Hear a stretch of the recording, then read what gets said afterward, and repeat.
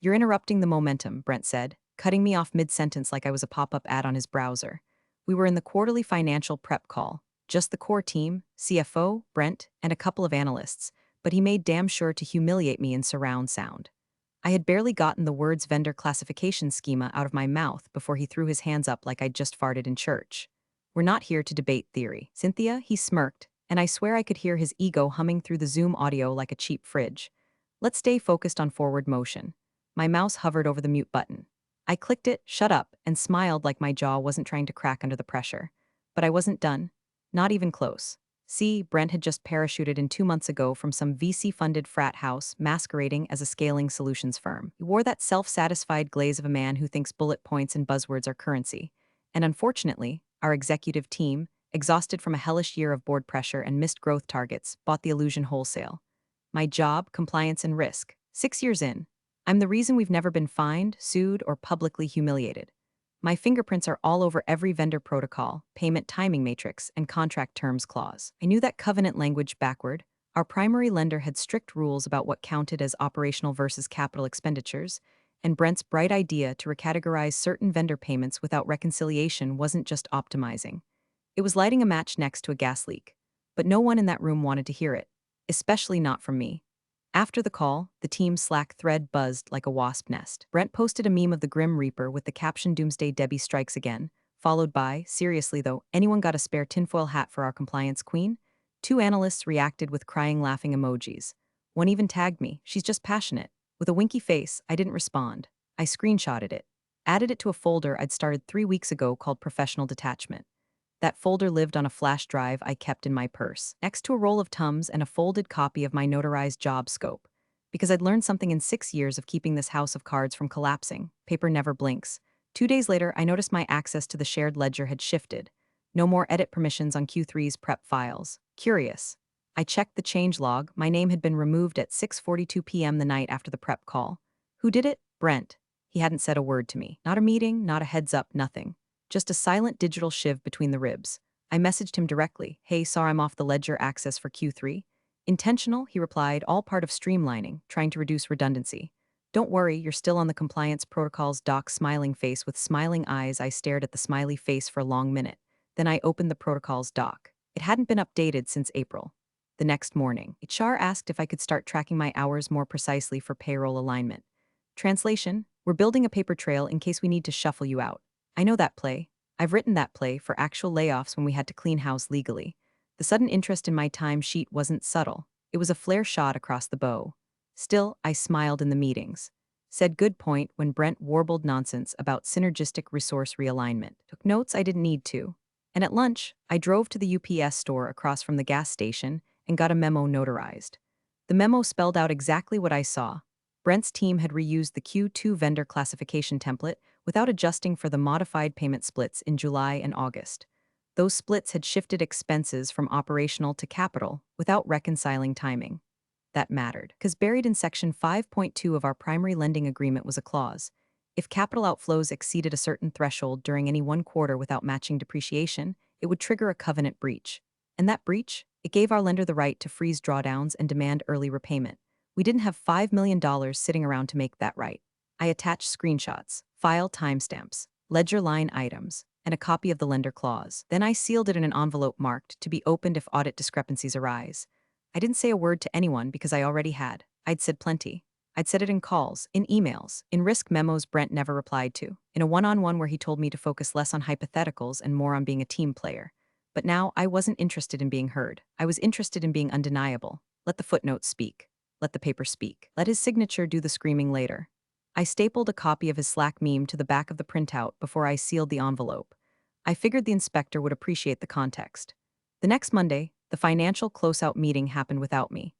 I didn't realize it until a junior analyst, Marcy, bless her awkward conscience, slid into my DMs asking if I still wanted access to the updated projections. That's how I found out the final prep loop had moved to a smaller efficiency pod, handpicked by Brent. I wasn't on it. No invite, no thread, no mention. I clicked into the shared drive. Sure enough, a brand new folder had sprouted. Q3 Audit Finals Brent V3, Permissions, View Only. I sat there for a second, fingers hovering over the keyboard. My cursor blinked like it was mocking me. I opened the file out of pure masochism and found it clean. Too clean, No ledger comments, no variance notes, and none of the color-coded payment tags we used to keep from misclassifying vendor tiers.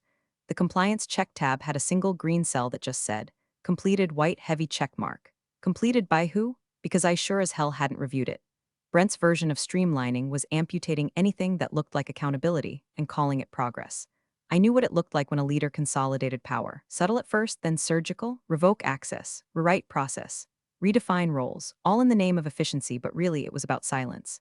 The CFO, Joe, usually a decent guy, had started parroting Brent's buzzwords: modernization, velocity, lean. Meanwhile, the actual due diligence got thinner than gas station toilet paper, and I was the one left holding the unpaid invoice when it all clogged. Then came the cherry on top. HR pinged me out of the blue. "Hi, Cynthia. Just wanted to follow up on our payroll documentation alignment initiative. Going forward, could you please begin logging your hours in 15-minute increments?" 15-minute increments, like I was a temp. I reread the email 3 times. Same cheery tone. Same feigned ignorance. I knew this move. You start building a record. Performance review alignment. Budget optimization. Next thing you know, you're escorted out with a cardboard box full of half-dead succulents and a goodbye card signed with passive-aggressive sympathy. So I started logging my hours, all right down to the moment I blinked in disbelief. And that afternoon, I went back to UPS. Notarized memo #2. This one was sharper, tighter. I named the classification schema Brent's team used, noted that it was lifted directly from Q2, with no adjustments for the new vendor disbursement structure. July had 3 split invoices across 2 departments, and August had a deferred payout that landed squarely in the wrong ledger. The result? An extra $692,000 incorrectly tagged as CapEx instead of OpEx. That number alone pushed us over the quarterly capital threshold outlined in our lender's covenant. One decimal in the wrong column could trip the clause like a landmine. I attached a redacted excerpt from the lending agreement. Section 5.2b, any capital expense increase exceeding 18% quarter-over-quarter must be disclosed in writing prior to fund drawdown. Failure to disclose constitutes breach. We were at 22.6%. I dropped in screenshots of the ledger. Included the change logs showing Brent's name as the last editor. I printed the Slack thread again. Then I printed the calendar invite list, which conveniently excluded me. Added that too. Then I sealed it in a new envelope and tucked it into the bottom drawer of my desk behind a row of ergonomic wrist braces I'd never used. On the flap, I wrote, "Internal, prepared in anticipation of external inquiry." I didn't even bother trying to get back into the prep loop. At that point, I knew the trajectory. Brent wanted to turn compliance into a checkbox, and I was the last person in his way. His goal wasn't to collaborate, it was to erase. Quietly, without leaving fingerprints. He thought by sidelining me, he'd disarm the whole system. What he didn't know, what none of them realized, was that my job didn't live in shared folders or all-hands meetings. My job was proof, receipts, sequence, paper. They could revoke my access, but they couldn't unprint my warnings, couldn't unnotarize my memos, and they couldn't unsign the report he was about to submit. I didn't know when the audit would hit or whether Brent would actually sign off on the quarterly cert, but I knew the moment it happened, the die would be cast. And when the inspector flipped to that one vendor line item, when he squinted at the 22.6% bump, I'd be ready. So I smiled in meetings, nodded at Brent's strategic pivots, shared cat gifs in the team channel when prompted. And every night I emailed myself one encrypted copy of each new internal file, like pressing flowers from a forest fire. Not because I was paranoid, because I knew what was coming. The morning I crossed the line, it wasn't some grand declaration. No slow clap scene in a conference room. No dramatic speech about ethics and integrity. It was quieter than that, colder, like flipping a switch in a dark room and realizing the light was never coming on.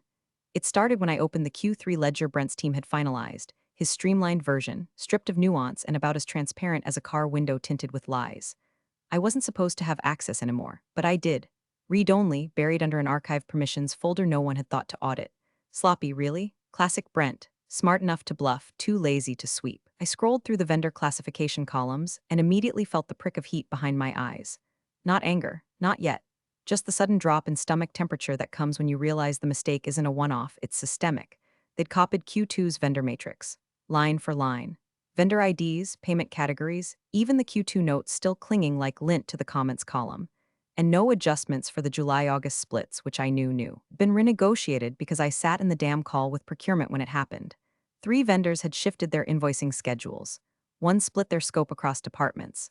Another deferred payout until September but recorded the obligation in August. It all should have triggered reclassification, which is basic ledger hygiene. But no, Brent's dream team of spreadsheet surgeons had just duct-taped Q2 onto Q3 and called it optimization. I didn't yell. I didn't send a snippy email or drop a passive-aggressive comment in Slack. I hit print, printed the entire sheet. Then the ledger logs showing edit history, last touched by Brentess on a Sunday night. I grabbed screen caps, printed those too. I opened the lending agreement PDF on my desktop, navigated to section 5.2b, and highlighted the trigger clause again. Capital expenditure increases over 18% without pre-disclosure. We're at 22.6%, maybe more if you factored in deferred liability. I sat back, took a breath, looked at the clock, 11:42 a.m. Lunch hour was coming. I grabbed my folder, slipped the printouts inside, and walked out without saying a word. The UPS store smelled like toner and indifference. I'd been there before. The notary, Lisa, recognized me. She didn't ask questions, just glanced at the stack, slid the pages into her binder, and started stamping. "This for work?" she asked absently, blowing on the seal. Eventually, I said. When she handed it back, I slid everything into a large manila envelope, sealed it, and in black Sharpie wrote, "To be opened if audit discrepancies arise." I didn't write my name on the outside. Didn't need to. Anyone reading what was inside would know exactly who put it there. Back at the office, I walked straight to the compliance archive cabinet, our dinosaur relic in a digital world, and slipped the envelope into the slot marked pending. It sat right between a shredded policy update from 2019 and a binder labeled Board Prep Materials Legacy. Then I went back to my desk, opened Slack, responded to 3 unrelated threads, dropped a laughing emoji on one of Brent's stupid gifs about streamlining, nodded along in the afternoon meeting where he quoted a blog post like it was gospel, and told the CFO that legacy processes are dead weight. I said nothing, because I wasn't playing anymore. I'd been playing their game, soft warnings, careful phrasing, hoping reason might still matter. But this wasn't chess. This was demolition, and Brent had already lit the fuse. All I did was mark the spot where the cracks would surface. I wasn't going to stop the report from being submitted. That was the point. I needed him to sign it, certify it, own it, because the signature would be the real trigger, not my objections. They could ignore my voice, but they couldn't unsign a report, and they couldn't say no one warned them, not when a notarized, timestamped memo sat 10 feet from legal's door. I didn't feel righteous.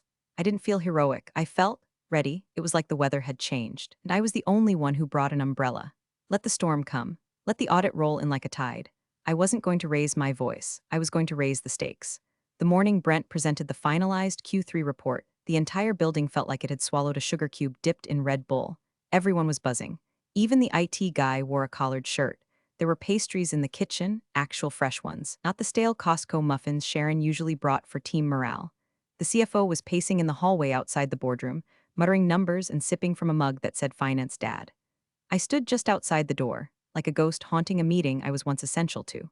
From where I was posted, I could hear Brent's voice droning on, slick as oil spilled across tile.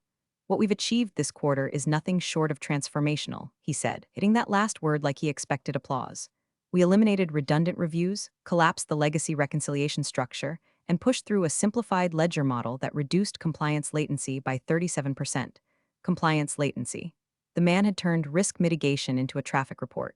There was a light round of golf claps from the execs. CFO Joe chuckled and said, "I'll be honest, Brent, didn't think we could cut that much fat without slicing bone." "Just takes fresh eyes," Brent replied, smug and stupid. The boardroom erupted in that half-laugh you hear when everyone's trying to seem impressed, but no one wants to be first to question a rising star. Especially one the CEO personally recruited. Brent had become the human embodiment of a LinkedIn post. Everyone wanted to believe in him, because believing in him meant the company was modern, agile, smart. They didn't want truth, they wanted momentum. When the meeting ended, the exec team spilled out like they'd just walked off a TED stage. Brent strutted past my desk, loosened his tie like a guy who just scored the game-winning touchdown at homecoming, and held a Starbucks cup like it was a mic he'd just dropped. "You missed a hell of a show," he said, pausing by my chair. I looked up. I'm sure it was illuminating.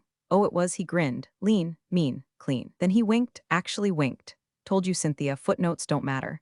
I wanted to grab the nearest stapler and introduce it to his forehead. Instead, I blinked slowly. "You signed the certification?" Hot off the printer. He tapped the lid of his coffee cup like it was a trophy, streamlined and sealed. "You can take the rest of the day off, boss lady." And he turned and sauntered into the kitchen like a man who thought he'd just conquered Everest by taking the elevator to the top floor. I followed him inside because I needed water, not because I wanted to hear more. But he wasn't done. "Gotta say," he said over the hum of the Keurig, "I really think we've cracked something here. These old-school compliance cycles, they're fear-based. We need boldness now. Vision. The market doesn't reward caution, it rewards velocity." I was gripping the paper cup tighter than I meant to. "And if velocity leads us off a cliff?" He laughed a little too loud. "Then we fly, baby." I stared at him, trying to decide if he actually believed the garbage tumbling out of his mouth or if he just liked the sound of it. He leaned against the counter, sipped his coffee, and gave me a look like he was letting me in on a joke I was too square to get. Relax, Cynthia. The numbers passed. The CFO's thrilled. Nobody's coming for us. I took one step back. You're right. He raised an eyebrow. I am, I nodded. You're absolutely right. And then I turned and walked out mid-sentence before he could say another word, before the heat in my chest boiled over into something visible, before the rage bloomed red across my face and betrayed the calm I'd curated like a weapon. I walked to the far stairwell, gripped the railing, and breathed. In, out, he had signed. That was all I needed. His signature was on that certification page now, tethered to every misclassified line item like an anchor around his ankle. That seal of approval, that arrogant flourish of ink had tied him to the train tracks, and the audit train was coming. He thought he'd just streamlined the company into a new era. What he didn't realize was that he'd walked directly into a bear trap wrapped in gift wrap, and I was the one who set it, not with a confrontation, not with a threat, with paper, with silence, with sequence. I didn't need to yell, I just needed to wait. The first thing I noticed about the auditor was the shoes, scuffed black Oxfords, salt-stained near the laces, that and the tiredness in his posture, like someone who slept in too many airport hotels and eaten too many boxed muffins. His suit didn't quite fit, too long in the arms, slightly frayed at the cuffs, but his eyes, sharp, surgical, the kind of stare that sees through polished decks and skips straight to footnote #37 on page 17. Stephen glance, he said, barely glancing up from his clipboard as he entered the room. His voice was dry, almost bored. I'll be leading your Q3 review today. I'll need full ledger access, vendor classifications, and the certified report. Brent, of course, leapt up like a golden retriever in a startup hoodie. Absolutely, Stephen. You're going to love what we've done. We took a hard look at our operational structure and cut through the compliance bloat, streamlined the reconciliation process, centralized payment categorizations, and Stephen didn't look impressed or interested. Let's start with the ledger, he said flatly, flipping to a page on his checklist. Brent chuckled nervously. Right, my team's got the files ready. We've got a clean roll-up for vendor flow. Honestly, I think the numbers speak for themselves. He tapped the top folder on the table like it was a Nobel Prize. I slid into the back corner of the room, quiet, unreadable, invisible by design. The table was packed. Brent, two analysts, our controller, someone from legal pretending to check their phone, and me. Technically, I was there in an advisory capacity, which is corporate for. We didn't want her here, but we can't justify excluding her on paper. No one spoke to me. No one made eye contact. Brent had made it clear I was old guard, unnecessary, the kind of relic you store in a SharePoint folder and forget to grant access to. I opened my notebook, uncapped a pen, and waited. Stephen pulled out his laptop and opened the shared audit folder. Let's go through the vendor summary first. August and September. Brent leaned in. Sure, happy to walk you through the logic we used, basically. We consolidated the capital and operational classifications based on historical trend lines, and Stephen raised a finger. Just the ledger for now. Brent deflated a little, of course. While they fumbled through file names, I reached into my bag, pulled out the envelope, and slid it quietly across the table toward Stephen. Thick, sealed, labeled in black Sharpie, to be opened if audit discrepancies arise. Stephen paused, glancing at it like someone who's just been handed an unlabeled vial. He didn't open it, not yet. He placed it beside his laptop, like a loaded gun he didn't need to fire yet. The room settled into an uncomfortable rhythm. Pages rustled, mice clicked. Brent talked too much. The analyst stayed too quiet. Legal blinked too slowly. Stephen scrolled through the vendor ledger, index finger tapping lightly on the trackpad with each new line. His expression didn't change, didn't flicker, but his tapping slowed as he moved deeper into the August payment section.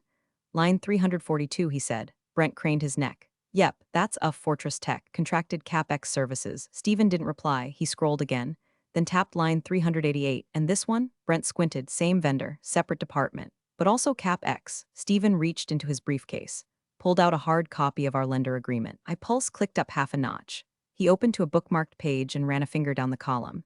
Section 5.2b. Capital expenditures exceeding 18% quarter-over-quarter must be disclosed prior to fund utilization. He looked up. Was disclosure filed? Brent smiled, trying to regain footing. Well, that would be more of a legal or CFO-level item, but our categorization logic was vetted internally, and Stephen didn't blink. Was disclosure filed? Silence. CFO Joe cleared his throat but didn't speak. The controller stared at the table like it owed her money. Brent chuckled again, but this one didn't land. I mean, these are technicalities. The vendor summary supports our capital narrative. It's tight. Stephen finally broke eye contact. He reached for the envelope. The room shifted. Even legal sat up straighter. He opened the flap like it might hiss, pulled out the notarized pages, leafed through them in silence. One page, then two, then three. The rhythm of his breathing changed, not dramatically, just enough. He reached the Slack printout, stopped, read. His jaw moved slightly, grinding something invisible. Then he turned to Brent, not angry, not emotional, just cold. Who prepared this memo? He asked, voice like ice over a still pond. Brent gave a nervous laugh. What memo? I raised my hand. Stephen nodded, and for the first time all morning, every eye turned toward me. Suddenly, I wasn't invisible anymore. Stephen's glance had the kind of stillness that unsettles people who mistake motion for authority. He didn't rush, didn't banter, didn't perform. He simply examined the report the way a surgeon examines a scan before an operation. No expression, no wasted energy. His eyes traced line items like they were blood vessels ready to burst. The pen in his right hand moved in tight, efficient strokes, until it didn't. He had reached page 6 of the ledger when his motion slowed. One beat, then another. The room was dead quiet, except for the hum of the overhead lights and Brent's foot tapping under the table like a metronome of mounting anxiety. Everyone could feel it, like a dog sensing a storm you can't see yet. Stephen circled a figure on the ledger, cross-checked it with the notarized memo. His eyes moved between the two documents 3 times, methodical. He pulled out his phone, tapped something, likely a calculator. Then he flipped open the lender agreement, dog-eared and annotated with military precision, and scanned section 5.2b. His pen hovered, then stopped. The click of silence landed like a hammer on the conference table. He looked up, straight at Brent. This Q3 vendor ledger was certified by you? Stephen asked, voice neutral, almost soft. Dangerous. Brent straightened his shoulders and flashed a grin he probably practiced in the mirror. Yes, sir. I personally oversaw the review process. Of course, we had inputs from various stakeholders, but yes, the buck stops with me. Stephen nodded once, then flipped to the second page of my memo. The notarization seal glinted faintly under the fluorescent lights. And this document, Stephen said, holding it up, was submitted by whom? Brent gave a laugh that didn't match the moment. Too high-pitched, too performative. I mean, I'm not sure what that even is. Looks like someone's private notes, probably taken out of context. I prepared it, I said calmly. Heads turned like marionettes cut from their strings. Brent blinked at me, visibly thrown. Wait, what? I met Stephen's eyes, then glanced at the memo. That document was prepared in August. It outlines a misclassification issue with Q3 vendor expenses that I flagged prior to ledger finalization. You never sent this to me, Brent snapped. No, I said flat. I submitted it to the compliance archive with instructions to be reviewed only in case of audit discrepancies. Why wouldn't you escalate this? Brent shot back, voice rising. I did, I said. I brought it up in the July prep call. You told me we weren't here to debate theory. Then I was removed from access to the ledger files. CFO Joe shifted uncomfortably. The controller quietly closed her laptop. Stephen turned back to the memo. This line item here, he said, pointing at a $692,000 vendor split, is tagged as CapEx. Based on this memo and your own ledger history, it was originally classified as OpEx in Q2, correct? Brent's face had started to lose color. I mean, that's a fluid determination. It depends on how we scope the services. Contextually, it's not fluid if it pushes your capital expenditure over the 18% threshold, Stephen interrupted calmly. Legal finally spoke. We might need to confer with our counsel before making. You should, Stephen replied, snapping the folder closed. Because according to this notarized warning, your internal compliance unit was aware of the breach risk 10 days before certification, and yet the final report was signed and submitted without disclosure to your lender. Wait, this is a misunderstanding, Brent said, now visibly sweating. These were legacy entries. The classification model was reused from Q2 without adjusting for updated vendor payment terms, I said quietly.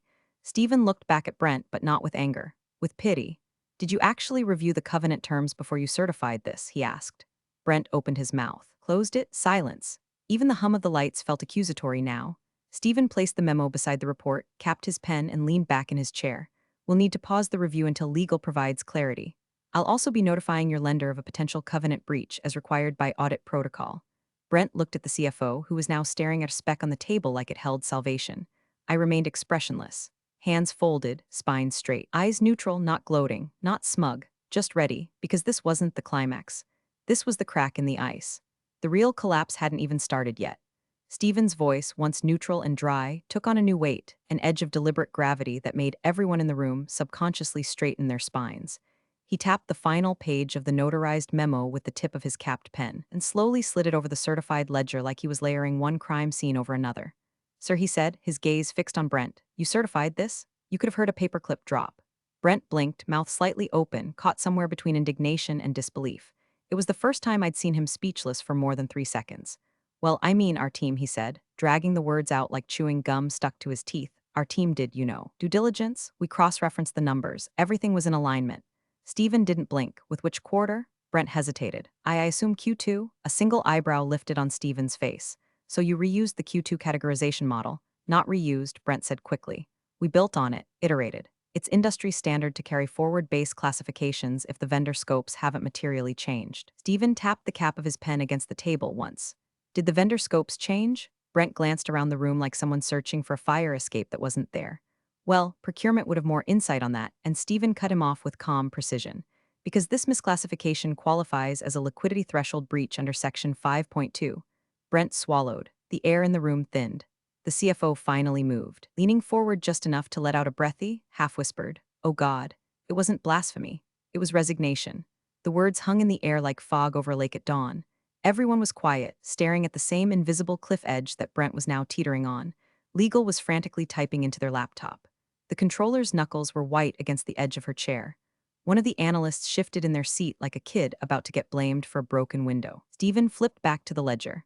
Your capital outflows for Q3 rose by 22.6% quarter over quarter, correct? Brent tried to recover. Well, if you factor in deferred depreciation and pending invoices, I'm not factoring hypotheticals, Stephen interrupted.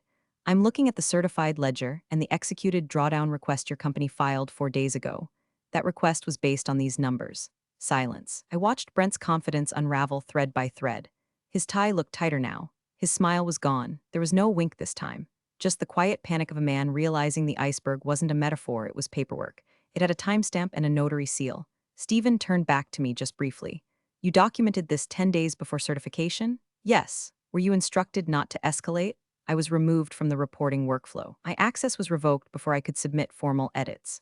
Brent snapped because you were overstepping. Stephen raised a hand. Don't just that one word, but it landed like a slap.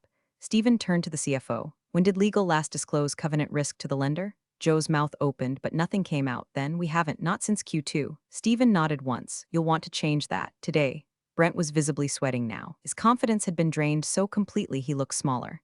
He glanced down at the report with the kind of dazed horror usually reserved for blood tests or subpoenas. Stephen stood. I'll be calling your lender's compliance desk within the hour. Per protocol, they must be notified of any certification errors with potential impact to drawdown eligibility. Wait, can't we just amend the report? Brent blurted out. We can restate it. Cynthia can walk you through the. I will not be walked through anything, Stephen said, voice flat as stone. This is not about optics. It's about exposure. He tucked the memo back into his briefcase like a final piece of evidence. We'll resume review once your internal counsel completes an incident report and communicates remediation steps. Then, without a word to anyone else, he walked out. The door clicked shut like a judge's gavel, and the room erupted into the soft chaos of people pretending to whisper but not succeeding. Brent spun to the CFO. We can spin this. We say it was a clerical error. We revise and resubmit. Cynthia never brought this to you, certified it, Joe snapped, voice low but deadly. You signed the damn thing. You stamped it with your ego. Legal spoke without looking up. We need to freeze drawdown activities immediately or risk breach escalation. And I just sat there, quiet, still hands folded in my lap like a secretary at a funeral. Because what none of them understood yet, but they would, is that this wasn't just a mistake. It was evidence. And Brent had signed it in ink. Legal didn't ask. They didn't even use the polite tones people normally wrap around a request when trying to soften a blow. No one said, Brent, could you give us a moment? Or would you mind stepping out for a bit? There were no platitudes, no sugar. Just Allison from legal, usually mild, usually buried behind 3 monitors, looking up from her laptop with unblinking eyes and saying flatly, Brent, we need you to leave the room. You could almost hear the sound of gravity pulling his ego out of orbit. He opened his mouth like he might argue, like he had something left to say, but no one met his gaze. Even the analysts were frozen, eyes locked onto the table like they were trying to become furniture. Brent stood slowly, hands twitching slightly at his sides. He looked at the CFO, at legal, at me, nothing. Then he left. No one spoke until the door latched shut behind him. Then Allison turned to me. Cynthia, could you please walk us through the memo you submitted? There was no venom in her voice. No false warmth either. Just exhaustion. Legal always knows when the storm has already landed. I opened my folder and pulled out a second printed copy of the memo. Unmarked, clean, complete with exhibits. The issue starts with vendor payment classifications in July, I began. 3 vendors, Fortress Tech, Galley Systems, and 1 parse shifted deliverables across departmental scopes. I laid out the timeline, the procurement call where scope changed, the email thread confirming new payment terms, the revised vendor agreements, all timestamped and printed. Then I flipped to the ledger entry logs, highlighted the reused Q2 categorization file, showed the match line by line, same formulas, same column comments, no adjustments for timing or function. In Q2, these payments were categorized as operational expenses, I said, pointing to a green highlighted section. In Q3, they were shifted to capital expenditures without updated justification or reconciliation. I paused, then pointed to the covenant clause in the lender agreement, printed and tabbed. Section 5.2b requires pre-disclosure if capital expenditures increase more than 18% quarter over quarter. Based on the submitted ledger, Q3 capex rose 22.6% undisclosed. The CFO flipped to that page and read it twice. His lips moved silently, counting the percentage. When he looked up, he wasn't angry. He looked haunted. This, he said, voice hollow, this triggers the clawback clause. I nodded once. Correct. Page 4, paragraph 3. It grants the lender the right to rescind current drawdowns and demand repayment of funds deployed under misrepresented certification. His hands moved faster now, flipping through the compliance protocol binder that no one had opened in months. The one I'd written. The one Brent had called paranoid scaffolding in a team meeting. He found the clause, read it, let out a long breath through his nose. That's $5 million. He muttered, minimum. Could be more if they factor in the standby facility. Legal looked grim. We need to notify the lender's compliance counsel before they hear it from the audit team. If clawback proceeds, we'll also need to reclassify this quarter's cash position as unstable on the next investor call. The controller winced. That'll ripple through revenue recognition. It will, I said, still calm. Especially if they accelerate repayment terms. The silence that followed wasn't the shocked kind. It was the resigned kind, like standing on the roof of a burning building and realizing no ladder's coming. They weren't panicking, not yet, but the gears of corporate consequence had begun to grind, and everyone could hear the distant hum. I watched them move, flipping binders, rechecking dashboards, opening incident report templates. The room had changed. The power had shifted. And not because I'd yelled, not because I'd made a scene, but because I was right, because I had receipts, because I'd spent 6 years building a system Brent had dismantled in 2 months for the sake of velocity. And now he'd run that velocity straight into a regulatory buzzsaw. I stood and began collecting the documents page by page. Allison looked up. Cynthia, we'll need you to lead the internal remediation for this. I paused, of course. The CFO ran a hand through his hair. And the CEO hears about this. He didn't finish the sentence. He didn't need to, because at that moment they all knew something Brent hadn't understood until it was too late. Control isn't in the title. Control is in the paper trail, and mine was bulletproof. The boardroom felt colder than usual, not physically, just in spirit. The long polished table, normally cluttered with laptops and LaCroix cans, had been cleared except for a neat stack of printed reports, few notepads, and one sealed envelope still sitting like a loaded gun at the center. Stephen Glantz, the auditor, sat at the head of the table, jacket off, tie slightly loosened, but face composed and unforgiving. Across from him sat the CEO, stone-faced, flanked by Legal and the CFO, both of whom looked like they hadn't slept in days. I stood near the far end of the table, silent, still, arms crossed lightly at my waist. Brent was nowhere to be seen. He'd been asked not to attend. The message was already clear. His presence was no longer necessary for the verdict to be delivered. Stephen didn't raise his voice. He didn't need to. By certifying this report, he said, enunciating each word like it weighed something, your director created exposure to a $5 million covenant breach. The memo dated 10 days prior, he tapped it lightly, proves internal awareness of the risk before certification. He paused and turned to Legal. Your team has confirmed this, yes? Allison nodded once, solemn. The memo is notarized. It aligns with internal correspondence and ledger timestamps. We cannot claim we were unaware. Liability rests on the act of certification under known risk. The CEO's hands clenched on the table, knuckles bone white. He turned his gaze to me, not hostile, but searching. You didn't bring this directly to me, he said. Why? The question hung there like fog. No judgment, just that awful tone of a man realizing too late he'd placed trust in the wrong hands and ignored the right ones. I met his eyes, calm and even. I did escalate, I said. That's what the envelope was. No one moved. The CEO exhaled sharply, one long breath that sounded like years of denial crashing into a single undeniable moment. He looked down at the report, then at the memo, then closed his eyes for half a second before nodding once. It'll be all for now, Cynthia. I gave a slight nod and stepped back as Stephen collected his papers. Legal began murmuring next steps, crisis control, lender notification timelines, possible clawback scenarios. The room dissolved into quiet urgency like paramedics calmly cataloging a fatal wound. No raised voices, no outrage, just the reckoning. The next morning, I arrived at the office early, earlier than usual. The break room was quiet, halls still dim from the night cycle. On my desk sat a plain white envelope unsealed. Inside was a short note from HR confirming Brent's termination, effective immediately. No fanfare, no farewell, just removal. Underneath that note, another letter, this one signed by the CEO, an offer, Director of Compliance. No meetings, no interviews, just a recognition. They finally understood where the actual control had always lived. I didn't celebrate, didn't pop champagne or call anyone. I just picked up the original memo, the one with the red tab and the stamp seal, and walked to the compliance archive cabinet. Drawer 3, section Quarterly Risk Events. I slid the document into a new folder, labeled it in black ink, Q3 Brent, closed the drawer, locked it. Then I stood there for a moment, hands still on the key, listening to the quiet hum of an office that still believed in PowerPoint more than paper. I had no illusions this place would make more mistakes. There'd be more Brents, more people mistaking charisma for competence, velocity for precision. But not today. Today, the paper spoke louder than the pitch deck, and I'd made damn sure it was heard. Thanks for watching, you cubicle warriors. Hit that subscribe button. Unless you're my old boss, then you're on your own. Revenge of the coffee pot strikes again.